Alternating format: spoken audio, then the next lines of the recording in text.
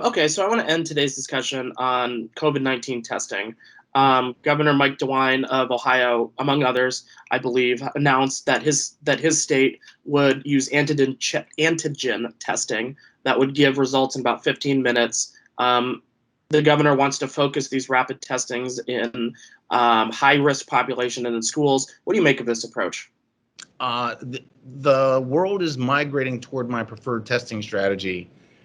As we've discussed before, the sort of highly accurate clinical tests that we are sort of began using are very expensive, take a long time, but they can detect minute amounts of the virus's RNA, which is the sort of signature that they're looking for.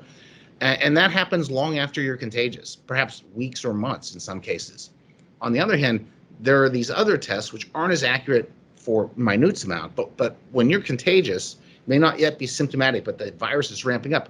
There are millions of RNA being spewed by the virus, and tests can pick that up.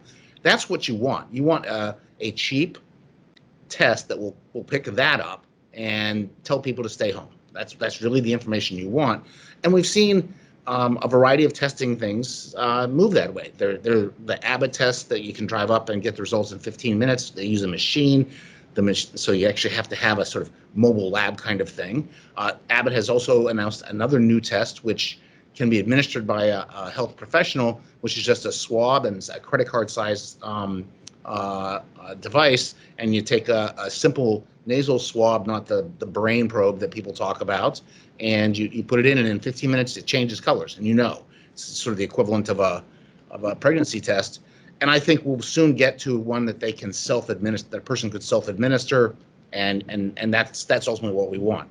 The real shame is we came to this strategy too late. We've been at this now for nearly a year by the time we're going to get there, and sooner would have been better. But this is a step in the right direction. You want to not test for do you have or have you had COVID-19, but are you contagious with? That's what you want to test for in many of these public settings.